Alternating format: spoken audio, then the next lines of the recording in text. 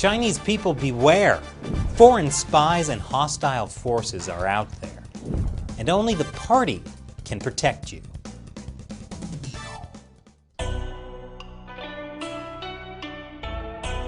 Welcome to China Uncensored. I'm Chris Chappell.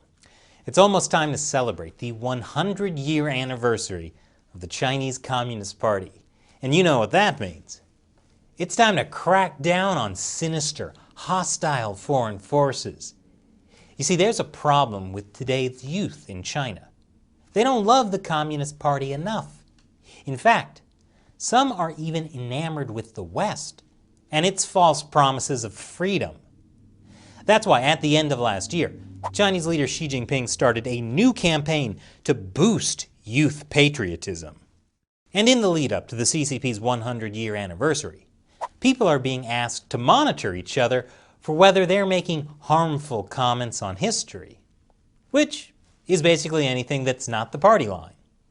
And now, China is implementing new counter-espionage regulations. These regulations target what the Communist Party calls foreign spies and hostile forces, and anyone who might associate with them. Well, this sounds fun. Steren Xinhua interviewed a senior official at the Ministry of State Security. He said, overseas espionage and intelligence agencies and hostile forces have intensified infiltration into China, and they're stealing secrets in various ways and in more fields, which poses a serious threat to China's national security and interests. Oh, I see what's happening here. This is that thing where the Communist Party criticizes hostile foreign forces for the things that the Communist Party is actually doing to other countries. But it's not like these are vague, overarching regulations. They're very limited in scope. The regulations only apply to agencies, groups, enterprises and institutions, and other social organizations. So, every possible organization then. Is your Beijing stand-up comedy club being infiltrated by hostile foreign forces? No, seriously, because Beijing is monitoring comedy shows for prohibited content. Prohibited content like jokes.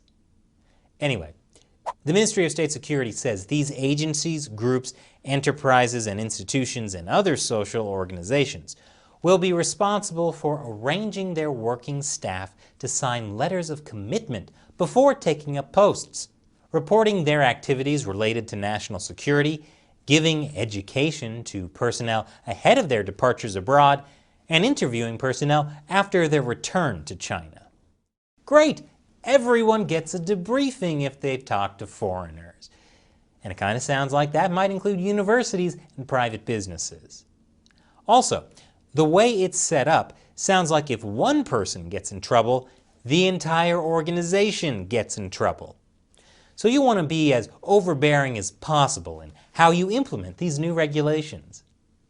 According to a Chinese national security expert interviewed by state-run Global Times, cases of Chinese people working in various industries who were wooed by money or intimidated to engage in espionage activities and became pawns of foreign spy intelligence agencies are numerous. Yeah, that's exactly what Chinese intelligence agencies do to Americans. Anyway, this is part of a broader push to warn Chinese people about the dangers of foreign spies.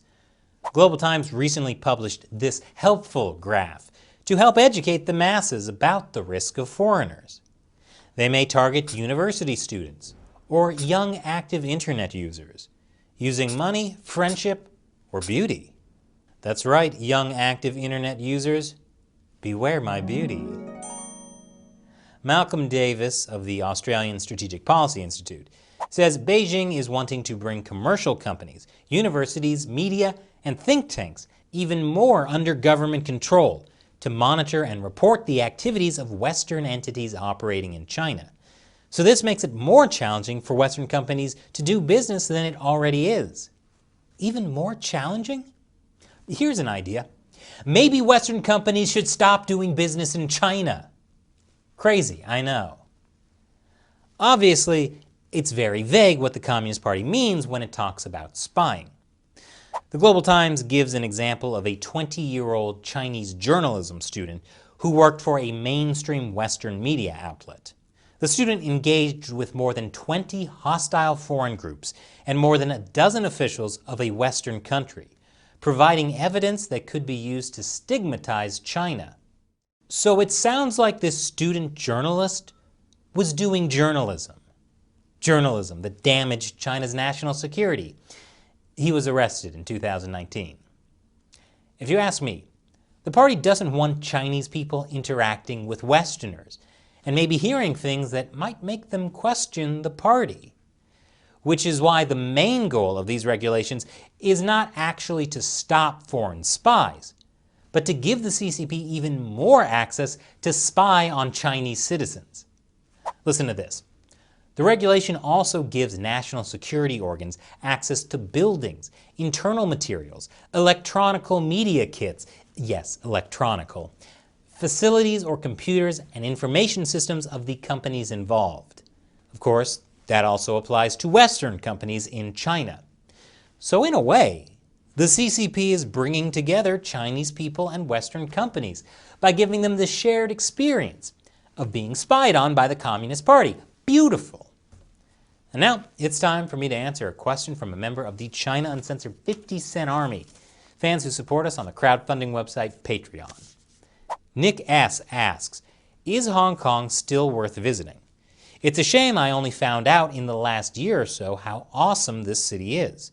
Once international travel opens up, I'd like to see it before it's changed completely. Now that's a great question. I love Hong Kong, one of my favorite places I've ever traveled to. You know, despite it being the only place I've been tear-gassed. Beautiful city, great people, great food and culture.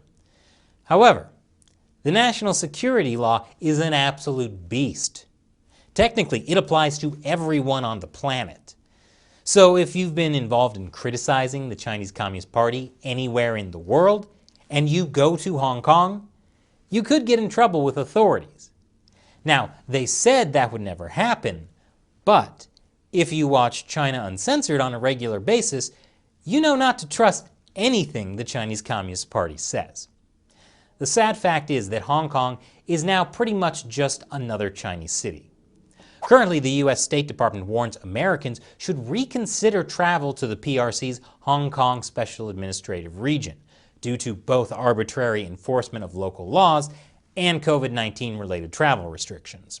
And they specifically cite the dangers of the national security law that I just talked about. So Nick, it's still possible to go to Hong Kong, but it's a lot more risky than it used to be. You should basically treat it like you're going to mainland China. Thanks for your question, Nick, and thanks for joining the China Uncensored 50-Cent Army. And a big thank you to everyone who supports China Uncensored on Patreon. We could not do this show without you. So thank you for joining us in the fight to expose the Chinese Communist Party to the world. If you're interested in joining, head over to patreon.com/China Uncensored. Once again, I'm Chris Chappell. See you next time.